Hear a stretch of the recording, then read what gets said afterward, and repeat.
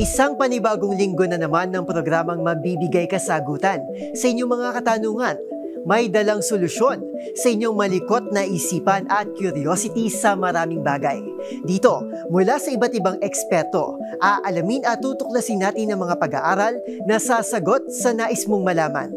Para sa DZRH TV, ako po ang inyong lingkod, Arnold Herrera, una sa Pilipinas, una sa Pilipino. Halina at sabay-sabay tayong matuto dito lang sa Expert's Opinion. Sa isang lipunan na madalas biktimahin ng misinformation at disinformation, maraming kakaibang paniniwala, totoo man o hindi, ang patuloy na naglipana dito sa Pilipinas. Kaya naman maraming Pilipino ang hirap timbangin ang katotohanan mula sa kasinungalingan at kung paano bibitaw sa lumang paniniwala para bigyang daan kung ano ang tama. Sasalain natin ngayong hapon ang samot-saring paniniwala at nang malaman natin kung alin ang fact at kung alin ang fake. Tubig is life.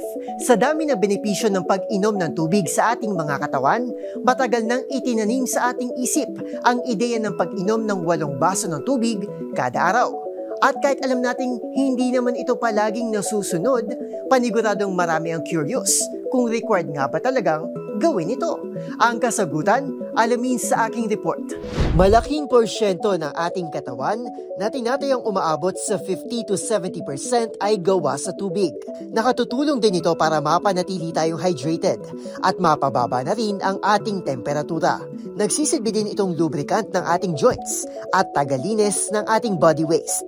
Sa dami ng benepisyo nito sa ating katawan, hindi maitatanggi na tubig is life. Kaya naman palaging sinasabi sa atin ng mga nakatatanda na dapat daw tayong uminom ng 8 baso ng tubig kada araw. Pero kailangan nga ba talaga ito? Ayon sa Commonwealth Care Alliance, hindi naman ito universal standard dahil kadalasan ay sumasapat naman ang 4 hanggang 6 na baso ng tubig para sa isang malusog na individual. Maliban dito, ilan din sa mga pagkain kinukonsumo natin sa buong araw tulad ng prutas at gulay ay naglalaman din naman ng water content. Batay naman sa pag-aaral ng US National Academies of Sciences, Engineering and Medicine, kailangan daw ng mga lalaki ng 15.5 cups o 3.7 liters ng fluids, habang 11.5 cups o 2.7 liters naman kada araw para sa mga babae. Pero ayon sa mga eksperto, case-to-case basis pa rin naman ang dami ng water consumption ng isang tao. Depende sa lifestyle nito. Gayun din kung may iniinda itong sakit o matinding health condition at kung ito ay nagdadalang tao. Halimbawa, kung ikaw ay physically active at mahilig mag-exercise, dapat ay damihan ng inom ng tubig upang ma-replenish ang nawalang tubig sa katawan na inilabas sa pagpapawis. Paalala pa ng mga doktor, hindi natin kailangang hintayin na tayo ay mauhaw bago uminom ng tubig. Mainam din daw na ikalat ang pag-inom nito sa bawat meal sa buong araw. Maliban sa natural glow at moisture na hatid ng tubig sa ating mga balat, alam niyo ba na may isa pa palang cheap at affordable rin na paraan para ma-achieve ang blooming face mo? Lumalabas kasi sa mga pag-aaral na ang mga taong kinikilig at masaya sa kanilang buhay pag-ibig ay nagmamanifest din sa kanilang mga mukha. Ang paliwanag sa likod ng instant glow up na yan, panoorin sa Expert's Opinion Report na ito. Isa ka ba sa mga taong may daily skincare routine para ma-achieve ang inaasam-asam na glass skin tulad ng mga napapanood natin sa mga K-dramas? Alam mo ba na ang glowing skin na hinahanap mo ay hindi palaging kailangan pagkagastusan ng iba't ibang serum, cream at kung ano-ano pang pamahid? Kasi kung minsan, ang secret ingredient pala rito, walang iba, kundi pag-ibig. Ayon sa dermatologist na si Dr. Jennifer Linder, may positibong physiological changes na nangyayari sa ating mga katawan kapag tayo ay in love. Una na rito ay ang feel-good hormone na dopamine na nagtitrigger ng blood flow na nagre-resulta sa natural skin glow at repairs ng ating cells. Pangalawa, kapag tayo ay in love, papasok rin sa eksena ang oxytocin, isang hormone na nakapagpababa ng stress at lumalabas sa tuwing may intimate moments kayo ni crush. Ibig sabihin kapag nandyan ang supportive presence ng ating crush o di kaya naman ng ating partner, napapanatiling mababa ang stress hormone na cortisol na karaniwang iniuugnay sa sebum production at mabagal na paghilom ng mga sugat. Sa pangmatagalan, ang consistency sa isang masayang relasyon ay nagdudulot ng natural glow at pagbagal ng aging process at skin damage. Kaya ano pang hinihintay mo? Magpapansin na kay crush dahil hindi ka lang sasaya, kikinis ka pa!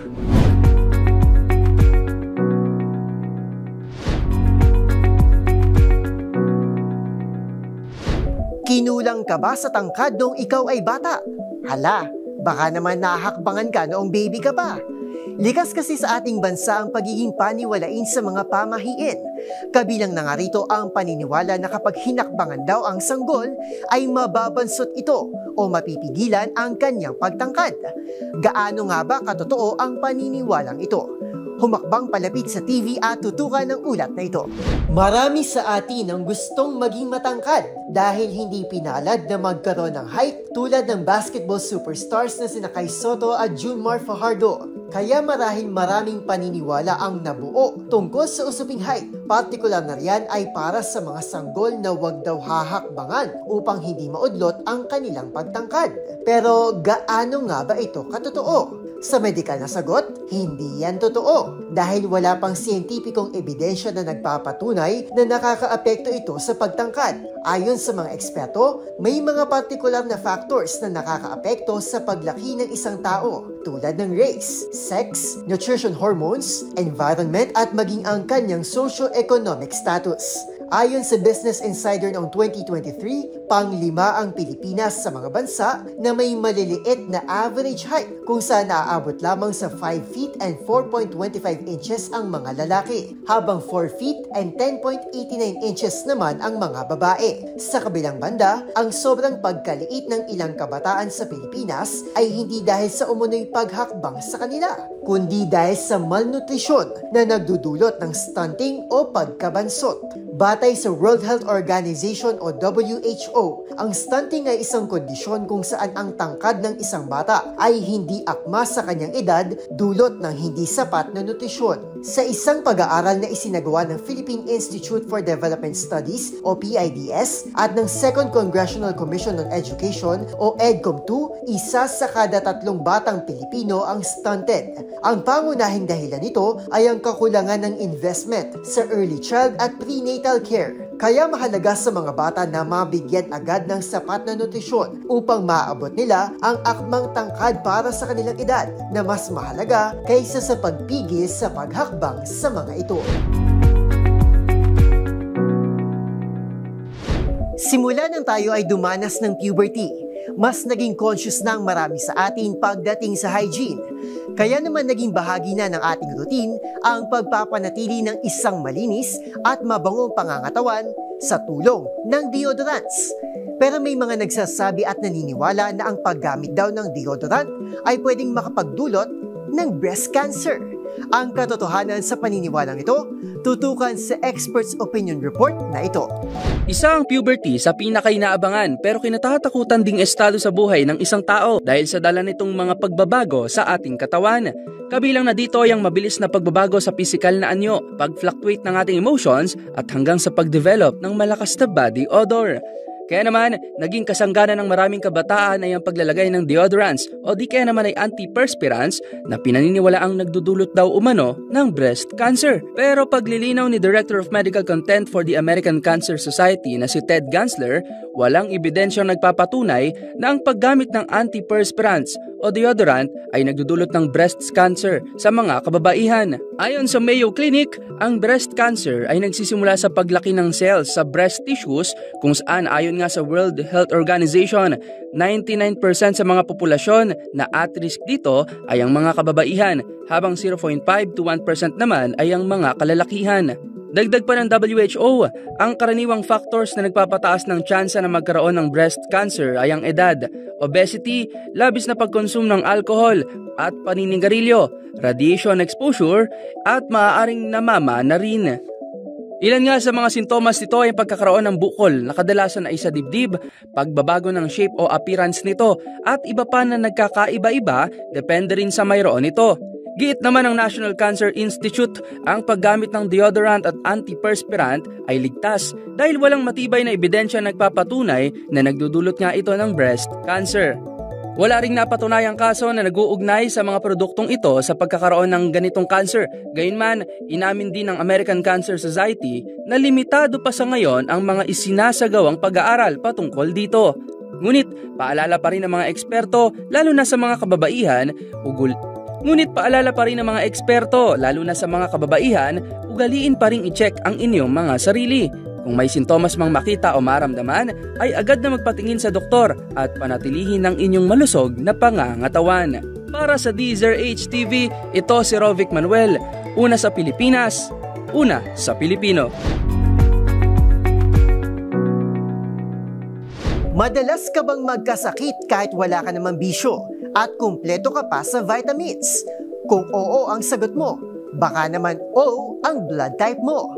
Bagamat may mga advantages din ang pagkakaroon ng O blood type, ay lumalabas din daw na mataas ang kanilang risk sa iba't ibang sakit at medical conditions. Is it a fact or a fake? Alamin yan sa Experts Opinion Report na ito.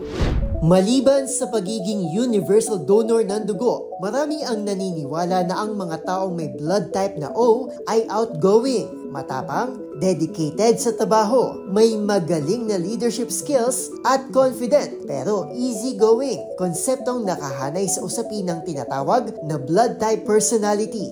Pero sa kabila nito, lumalabas sa ilang pag-aaral na sila rin umano ang mga taong prone sa iba't ibang sakit tulad ng ulcers o yung mistulang singaw sa lining ng ating stomach o upper intestine. Lumabas din sa isang pag-aaral na mas kaunti ang bilang ng healthy eggs ng isang babae na may O blood type kumpara sa ibang blood types. Ayon naman sa saliksik ni Dr. Walter Takayama ng Tokyo Medical and Dental University Hospital, ang mga may blood type na O ay mataas ang risk sa pagkakaroon ng hemorrhage. Bukod pa rito, napag-alaman na sila ay mas delikado sa pagkakaroon ng thyroid problem, cholera, obesity at problema sa tiyan. Batay rin sa isang datos mula sa 911 emergency ng Japan, lumalabas na 28% mula sa kanilang death rate ay may O na blood type.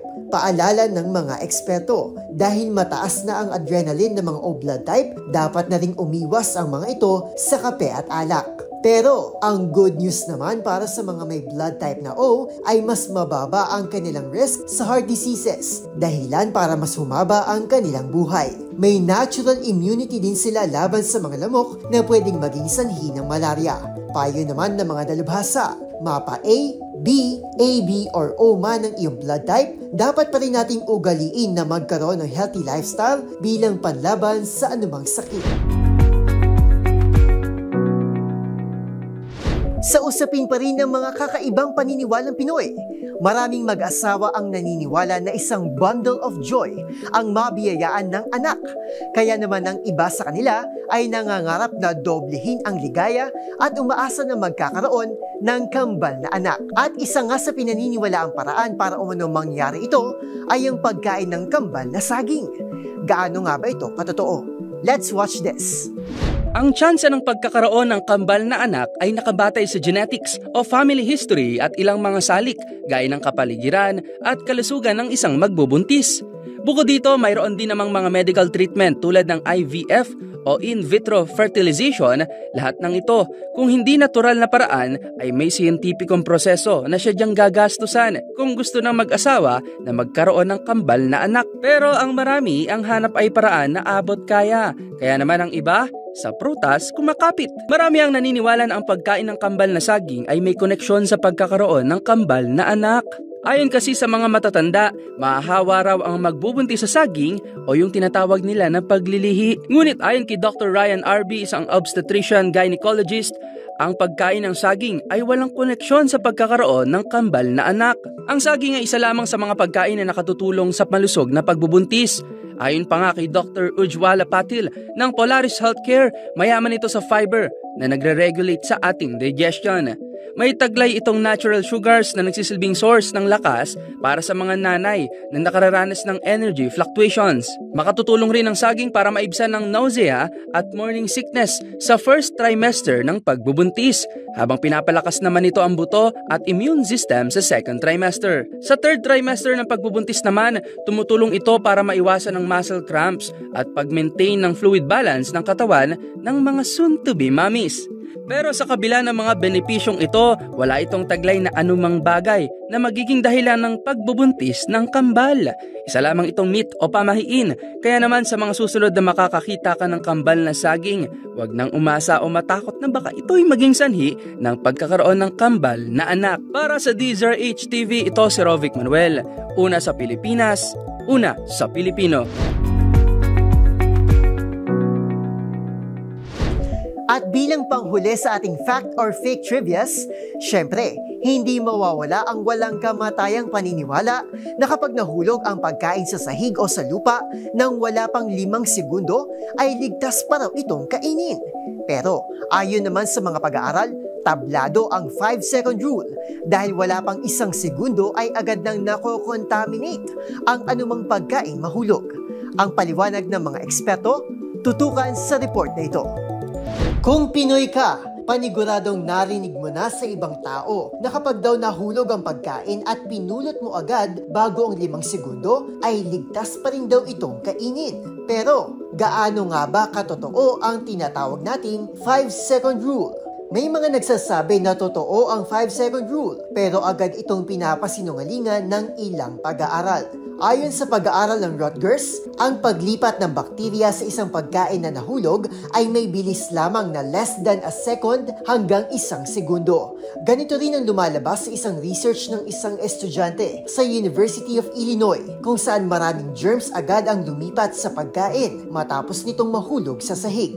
Ibig sabihin, matapos mahulog ang isang pagkain ay hindi na ito safe na kainin pa. Nakadepende rin daw ang bilis ng transfer ng germs tulad ng Salmonella at E. coli sa moisture nito at sa uri ng surface na pinaghulugan nito. Halimbawa, kung ang pagkain mo ay mamasa-masa at malagkit at nahulog ito sa sahig, mas mataas ang contamination rate nito o mas mabilis ang pagkapit ng dumi kumpara sa dry at hard food na nahulog. Ayon naman kay Robert Romaine, isang food safety consultant sa Art Institute of California, itinuturing na marumi lahat ng surface at lahat ng lalapag dito ay itinuturing ng basura.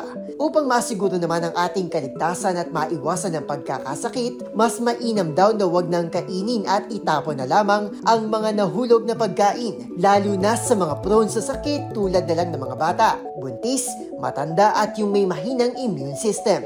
Pero kung wala ng choice, ay pwede rin naman daw hugasan muna ng maigi ang pagkain. Safety first nga, ika nga nila. Kaya naman maituturing pa rin na myth ang paniniwala sa konsepto ng 5-second rule o ang pagkain muli sa nahulog na pagkain ng wala pang 5 segundo. Noon hanggang ngayon, nananatili ang stigma bilang pangunahing kalabang kinakaharap ng usaping mental health dito sa Pilipinas. At kabilang narito ang hiya na ikinakabit sa paglapit sa mental health responders. Pero, ayon sa isang psychologist, malaking tulong ang naibibigay ng crisis helplines bilang epektibong mental emergency response. In case you missed it, balikan natin ang expert's opinion interview na ito. Sa isang konserbatibong bansa tulad ng Pilipinas, hindi maitatanggi na madalas pa ring mailap at tikom ang bibig ng maraming Pilipino pagdating sa usaping mental health.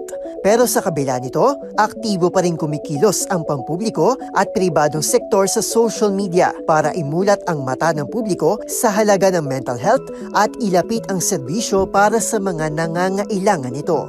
At isa nga sa kanilang inisyatiba, ang Mental Crisis Helplines, kung saan one click away na lang ang paghingi ng tulong. Bagay na mahalaga para kay Dr. Kurt Arcangel, isang psychologist. I've been part of the NCMH Crisis Hotline before. So para sa akin, napakahalaga ng mental health lines lalo na sa mga moment of crisis. No, for example, lalo na sa Pilipinas, diba? Marami tayong mga or daanan tayo ng mga natural calamities, lalo na bagyo, no? Ang mental health helplines or hotlines, they provide immediate support. So sa mga taong walang ibang malapitan or makausap, lalo na sa oras ng pangangailangan, okay? These helplines are or can offer emotional and psychological first aid. Para kay Dr. Kurt, nagsisilbing tulay ang crisis hotlines para mabilis na maabot ng publiko ang psychological assistance na kinakailangan nila. Nagkakaroon din anya ito ng positive impact dahil nagsisilbi nila itong karamay sa gitna ng pag-iisa. A professional usually start by creating a safe and calming environment para sa caller. Yan ang number one na dapat tandaan na as a responder, no? Syempre, they listen actively, alright? Nagpapakita tayo ng empathy at inutulungan natin ang caller na i-regulate ang emotions nila. Paalala pa nito, professional man o hindi, maliban sa pakikinig ay kailangan din nating maging sensitive para tulungan silang maramdaman na totoong may nakikinig at nakakaintindi sa kanilang pinagdaraanan, gaano man ito kabigat. At yan ang mga kasagutang hatid sa atin ng mga eksperto. Sa episode na to, sana'y nabigyan naming solusyon ng mga katanungang bumabagabag sa inyong isipan at nabigyan din namin kayo maging ng bagong kaalaman. Nako, 31 days na lang at Pasko na! Muli ako po ang inyong lingkod, Arnold Herrera, una sa Pilipinas, una sa Pilipino. Samahan niyo ako muli sa susunod na linggo at sabay-sabay tayong matuto dito lang sa Expert's Opinion.